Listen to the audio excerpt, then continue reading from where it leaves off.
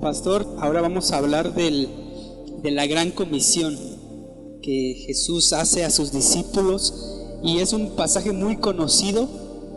Vamos a meditar en Mateo 28, Pastor, desde el 16, pero antes de eso, si nos puede comentar qué es lo que rodea este pasaje o qué implicaciones hay con Jesús y con los discípulos. ¿Qué es lo que rodea este pasaje? Este pasaje está rodeado por victoria. Jesús ha resucitado, se ha estado apareciendo por diversos días a los discípulos, a los apóstoles, y no solamente a los apóstoles. 1 Corintios capítulo 15 nos dice que apareció primero a Cefas, a Jacobo, y luego a todos los discípulos, y luego se apareció a 500 personas. 1 Corintios capítulo 15 nos dice que estas apariciones fueron durante 40 días. ¿Por qué te digo que el pasaje está lleno de victoria? Porque, como te repito, Jesús acaba de resucitar, y con la resurrección Jesús vence el pecado, vence a la muerte, vence al diablo, vence al mundo. Es por eso que Jesús con toda seguridad puede decir que toda la autoridad le pertenece en el cielo y en la tierra. Sí, de hecho, ¿desde dónde empieza la gran comisión? Porque siempre hemos empezado desde por tanto id y hacer discípulos, pero hemos aprendido que el por tanto antes debe de haber algo. Sí, mira, la gran comisión, querido hermano, está basada en la autoridad de Cristo. Jesús se acerca a sus discípulos y les dice: toda potestad, es decir, toda autoridad me es dada, dice, en el cielo y en la tierra. Y eso es sumamente interesante, porque Jesús es Dios. Entonces la autoridad del cielo le corresponde totalmente, siempre ha sido de Él. Pero Jesús dice: y en la tierra. Eso es muy interesante. ¿Por qué? Porque si tú ves Lucas en el capítulo de la tentación, me parece que es el capítulo 4 también, igual que Mateo, ahí Satanás le dice a Jesús, le muestra los reinos del mundo y le dice: todo esto te daré el mundo y la gloria de ellos. Y esto nos llama la atención. Dice: porque a mí me fueron entregados y yo se los doy a quien yo quiero. Entonces, con la muerte de Jesús y con la resurrección, recuperó lo que siempre había sido de Él, pero de una manera física, porque este mundo estaba o está tristemente aún bajo el control del diablo. Eso va a cambiar. Apocalipsis capítulo 5, la toma de poder, cuando Jesús tome el rollo. Por eso dice Apocalipsis que los reinos y los imperios han venido a ser de nuestro Dios ahora, dice Apocalipsis. Entonces, por eso Jesús dice: toda autoridad me es dada en el cielo y en la tierra. Y lo que Jesús está diciendo es: ya que tengo yo el dominio del cielo y de la tierra, ahora ustedes tienen que hacer. Ese por tanto es en base a que yo tengo la autoridad, en base a que yo tengo la potestad, y ustedes son mis discípulos, ustedes tienen que hacer algo. Ese por tanto es una consecuencia que hay por el poder de Dios, que es obedecer. En este caso, señalaste bien, ese por tanto señala lo anterior. ¿Qué es lo anterior? La autoridad de Cristo en el cielo y en la tierra. Después sigue diciendo Mateo: por tanto id y haced discípulos, lo que dice Jesús, a todas las naciones. Pero ese id, ¿cómo se puede entender? Mira, ese id, muchos han pensado que es un verbo. Curiosamente no, es un adverbio en el griego. Y la traducción es mientras están yendo. La traducción original del griego sería de esta manera: toda autoridad me es dada en el cielo y en la tierra, por tanto, mientras están yendo, hagan discípulos. Lo que pasa es que nuestra Reina Valera omite ahí un adverbio muy importante: mientras están yendo, hagan discípulos. Ese mientras están yendo, querido Pepe, Jesús está estableciendo la seguridad de lo que tiene que hacer el creyente. ¿A qué me refiero? Muchos tomamos la gran comisión, que hay varias órdenes, vayan, hagan discípulos, bautícenlos y enséñenlos. No, Jesús ya está dando por hecho, está dando por sentado que la iglesia tiene que ir. Le voy a poner un ejemplo muy similar. Hechos capítulo 1, versículo 8. Jesús les dice: me seréis testigos. Eso no es un mandato, esa es una afirmación. Me van a ser testigos. No les dice tienen que ser mis testigos, dice me van a ser, seréis, ¿no? Lo está asegurando. Entonces ese id, querido Pepe, está estableciendo que el verdadero creyente naturalmente tiene que ir. ¿Qué es ir? ¿Qué es mientras están yendo? Bueno, que tienes que salir de tu zona de confort. Tienes que moverte del lugar donde está. La iglesia no se hizo para trabajar internamente, aunque algunos ministerios están enfocados en eso. La iglesia se hizo para trabajar externamente. La iglesia no es templocéntrica. No. La iglesia es para trabajar, es mundocéntrica. Déjame te explico ese término, porque mundocéntrico pudiera parecer a veces, pudiera hasta escucharse un poquito tendencioso al pecado. No, cuando nos referimos a mundocéntrica, nos estamos refiriendo a que Jesús dijo: vayan a todas las naciones. A eso me refiero con mundocéntrica. No es para encerrarse en la iglesia, sino es para ir a todas las naciones. Aquí dice a todas las naciones. En Hechos 1:8 es más explícito: Jerusalén, Judea, Samaria y hasta lo último de la tierra. Es decir, que tenían que empezar localmente, y de lo local tenían que irse expandiendo hasta lo general. Toda esa connotación tiene lo que Jesús está diciendo mientras están yendo. ¿A dónde tenemos que ir? No, Jerusalén, Judea, Samaria y hasta lo último de la tierra. Dice después: bautizándolos en el nombre del Padre y del Hijo y del Espíritu Santo, enseñándoles que guarden todas las cosas que os he mandado. ¿Hasta dónde termina, digamos, ese mientras están yendo que Jesús les dice a sus discípulos? Porque después les dice que los van a bautizar y enseñar. Sí, mira, aquí Jesús está exponiendo las tres bases del discipulado. Lo que Jesús está exponiendo aquí es el verdadero evangelismo y el verdadero discipulado, los cuales van juntos. El evangelismo no termina cuando la persona dice sí acepto. No, ese es el inicio del evangelismo. El discipulado no termina cuando la persona dice creo. No, ese es el inicio. Jesús está hablando del proceso que la iglesia debe darle en seguimiento a ese nuevo creyente. Primeramente debe creer. Eso es un discípulo de Jesús. Aquel que cree es discípulo de Jesús, pero todo discípulo tiene que aprender de su maestro. Jesús dice: hagan discípulos. Bueno, está implícito el creer, pero lo tenemos que llevar a la obediencia. Ese es el bautismo. Y luego lo tenemos que llevar a la vida cristiana. Ese es enseñándoles que guarden, que hagan todas las cosas que yo os he mandado. Entonces Jesús está hablando del verdadero discipulado. Les predicas, el Espíritu Santo los convence, los regenera, los llevas a la obediencia y los guías en la vida cristiana. Ese es el discipulado.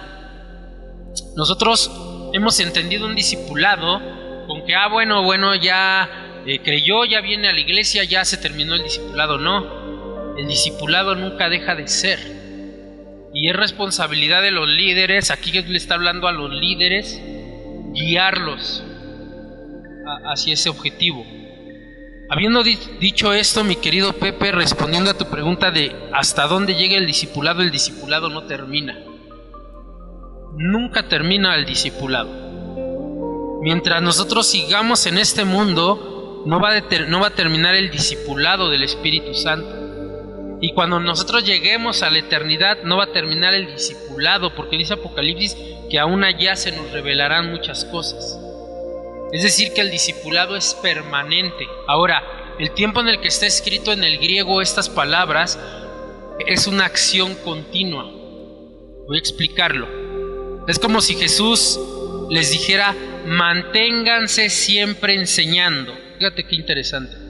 Manténganse siempre enseñando. Entonces el discipulado es permanente. Uno no puede decir: bueno, yo ya tomé tantos cursos, ya tuve tantos seminarios, ya estudié tantos libros, ya leí tantas veces la Biblia, yo creo que ya terminó el discipulado. No has entendido el discipulado. El discípulo nunca deja de aprender. Ahora, ¿quién es nuestro maestro? ¿A quién estamos siguiendo? A Cristo. Por eso somos cristianos, seguidores de Cristo. Y nuestro maestro tiene una sabiduría infinita y nosotros tenemos que aprender de esa sabiduría infinita. Por eso el discipulado debe ser permanente en la iglesia. Sí, de hecho en la iglesia hemos pensado que el discipulado es una serie de pasos o libros que terminamos y hemos acabado el discipulado.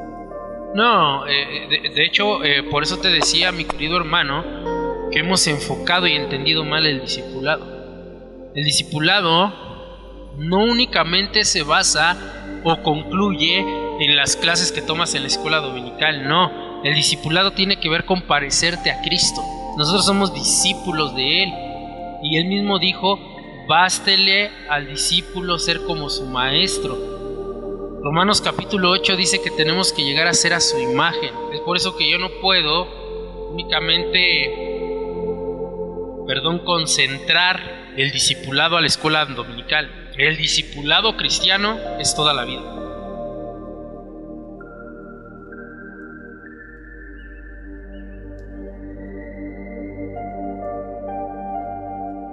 Fíjate que eso es importante también, mi querido hermano, porque muchos han entendido que todas las naciones tendrán que ser cristianas. De hecho, algunos han argumentado que hasta que todas las naciones no se conviertan, Cristo no regresa. Cuando Jesús está diciendo todas las naciones, no se refiere a que todo el mundo vaya a ser convertido. No, eso no enseña la Biblia. Sino que Jesús está hablando de todos los individuos de todas las razas. Quiero explicar. Jesús aquí no está hablando de salvación. Jesús aquí está hablando de evangelismo, de hacer discípulos. Y cuando Él dice todas las naciones, se refiere a que el creyente tiene que ir a todo lugar, no que toda persona se tenga que convertir. Es un asunto de Dios, no de nosotros. Es el Espíritu Santo, no nosotros. ¿Sí me estoy explicando? De tal manera, Pepe, que todas las naciones se refiere todo lugar, no que todas las personas vayan a ser salvas. De hecho, la Biblia dice que tristemente la mayoría en el mundo se va a perder. ¿Por qué? Porque Dios es malo, no porque ellos no quisieron aceptar el regalo de salvación. Entonces, cuando Jesús dice vayan a todas las naciones, se refiere a que los discípulos de Cristo tenemos que ir a todo lugar. Pablo en Romanos capítulo 15 dice que desde Ilírico, desde Jerusalén hasta Ilírico hoy en día es Albania. Entonces Pablo predicaba desde Jerusalén, o predicó desde Jerusalén hasta Albania. Con ello llenó el evangelio. Dice: todo lo he llenado con el evangelio. Ahora hay que explicar, todo lo he llenado con el evangelio, ¿es que todas las personas fueron salvas? No. De hecho, vemos en el mismo libro de Hechos que muchos lo rechazaron. Pero cuando Pablo dice todo lo he llenado con el evangelio, quiere decir que desde Jerusalén hasta Albania, toda esa parte del Asia, Pablo predicó el evangelio. Entonces nosotros tenemos que actuar de la misma manera. Vayan a todas las naciones, esto es, vayan a todo lugar. Hay otra pregunta sobre esto, pastor, que podría surgir, y es que si Jesús le está diciendo a una iglesia, digamos, local, o se está refiriendo a la iglesia universal, a la iglesia que es de Jesús, de que toda su iglesia iba a llegar hasta todas las naciones, o si la iglesia local tiene que llegar hasta todas las naciones. No, esto es muy interesante, mi querido Pepe, porque cuando Jesús da la gran comisión, no existía ninguna iglesia local. No había ninguna iglesia local. Cuando viene el Espíritu Santo en Hechos capítulo 2, no había una iglesia local, porque ellos aún se reunían en el templo, dice Hechos capítulo 2. Es hasta la persecución que salen y empiezan a buscar lugares, pequeños lugares para reunirse, de tal manera que es en Hechos capítulo 15 donde se nos habla por primera vez de la iglesia de Jerusalén. Pero se nos habla de la iglesia de Jerusalén y también se nos habla del primer concilio de Jerusalén, pero este tiene una fecha del 52 al 59 después de Cristo. ¿Por qué te doy la fecha, mi querido Pepe? Vamos a tomarla en el 59. ¿Por qué te doy la fecha? Porque Jesús murió en el 30, no en el 33, en el 30.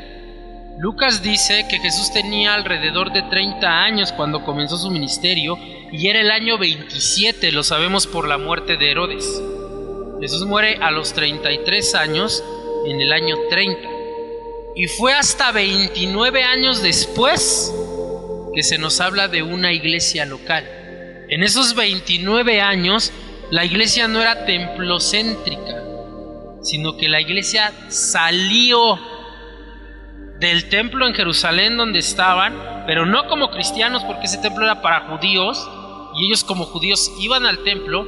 Pero Hechos capítulo 4 y capítulo 5 nos habla de la persecución, solamente que nosotros imaginamos que fue de una semana a otra o de un día a otro. No, transcurrieron años en esa persecución, de tal manera que Dios usó esa persecución para que la iglesia pudiera cumplir la gran comisión. Porque la orden de Jesús en Mateo 28 del 18 al 20 y en Hechos capítulo 8 no es construyan templos y enciérrense. Es más, ni siquiera menciona los templos. La orden de Jesús es vayan, salgan, muévanse. Y al decir, perdón, Jerusalén, uno podría decir, bueno, está diciendo que se queden en su lugar. Pero dice Judea, dice Samaria y dice lo último de la tierra. Y en Mateo capítulo 28 dice todas las naciones. La orden expresa de Jesús es salgan. ¿Por qué te digo esto? Porque entonces la orden es para toda la iglesia de Cristo, para todos. Todo cristiano, todo discípulo tiene la responsabilidad de predicar el evangelio, de ir a predicar el evangelio. Ya Dios te usará a lo mejor en tu Jerusalén, con tu familia, en tu Judea, con tus conocidos, ¿no? Tus amigos. Samaria, los que son más lejanos a ti, compañeros de trabajo, a lo mejor, y hasta lo último de la tierra, todos los que te rodean. ¿Me explicó? Pero la orden es para todos, no nada más para una iglesia en general. Hay una promesa que Jesús les hace, porque les dice: y aquí yo estoy con vosotros todos los días hasta el fin del mundo. Y muchas veces lo ocupamos para la mayoría de cosas, pero qué tan correcto es usarlo en otro contexto. Es verdad que Dios, Cristo, el Espíritu Santo, la Trinidad, siempre están presentes en la vida del creyente, tanto que el creyente es habitación del Espíritu Santo, es el nuevo templo del Espíritu Santo, como dice primera carta a los Corintios. Pero yo estaré con vosotros, Pepe, está en el contexto de la ordenanza de Jesús.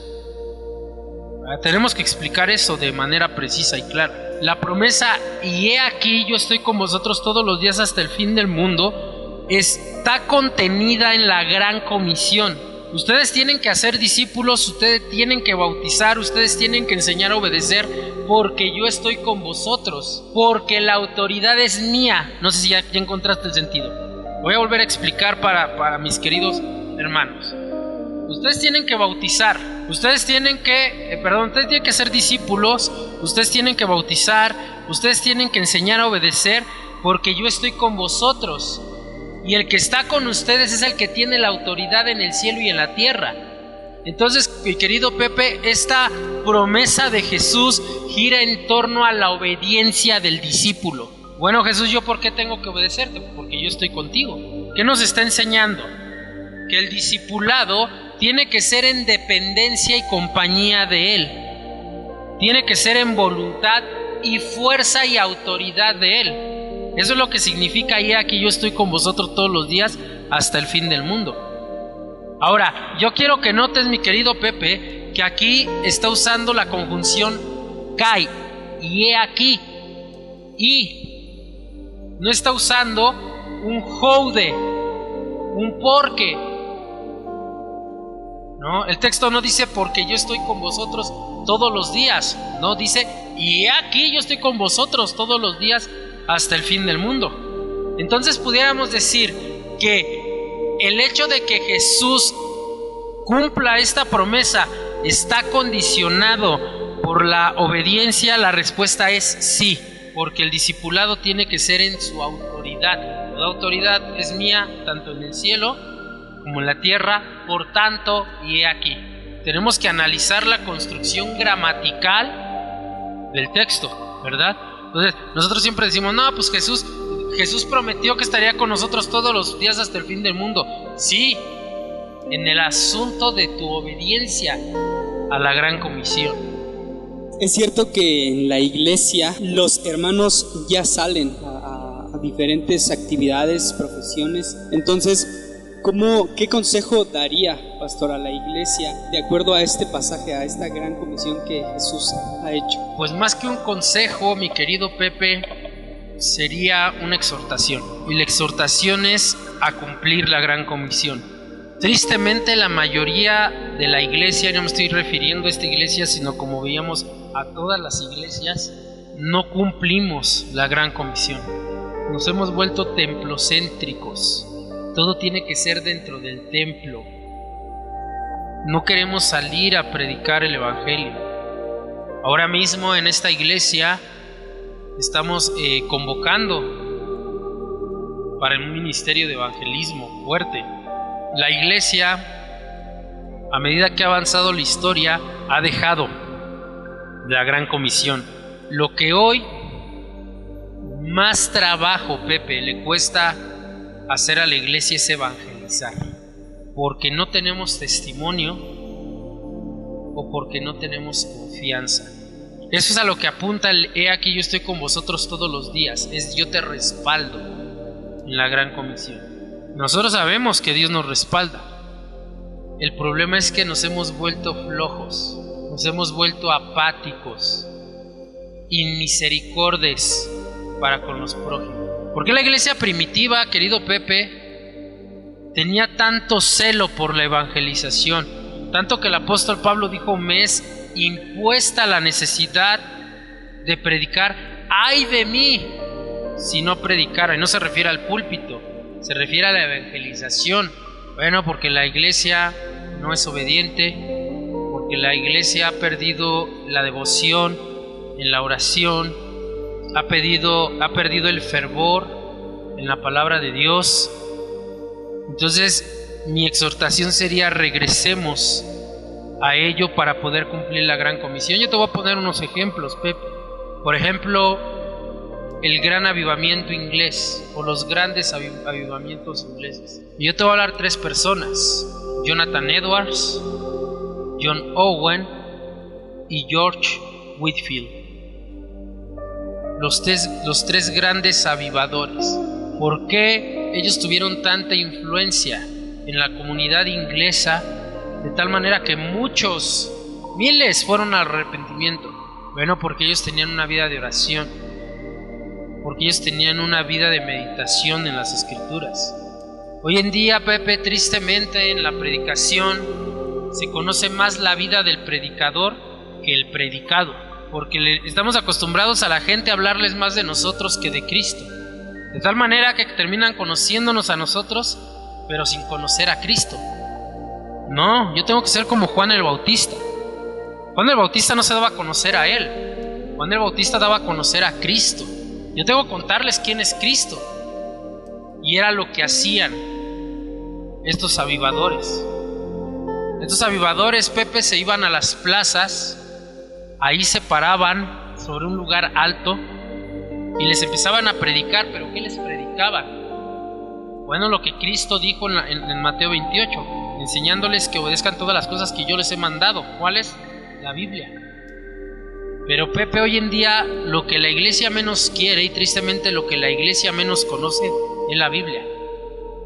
Queremos emocionalismo, Queremos tradiciones, pero no queremos Biblia. Y Romanos capítulo 10 dice que la fe viene por el oír y el oír por la palabra de Dios.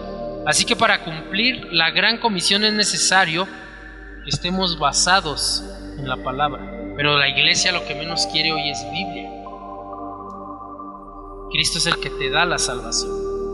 Entonces esa sería mi exhortación para la iglesia y para mí mismo: cumplir la gran comisión. Allá afuera, Pepe, que es a donde Jesús nos mandó, que es el trabajo, hay mucha gente que se está perdiendo, que se está yendo sin Cristo, mientras la iglesia está encerrada. Pero ¿quién les va a predicar a ellos? El evangelio no les va a llegar solo. Tenemos que ir cada uno de nosotros. Oramos para que la iglesia pueda ser movilizada, para que pueda salir y tener confianza, valor, pero sobre todo también conocer la palabra de Dios. Pastor, gracias. Nos vemos en la próxima.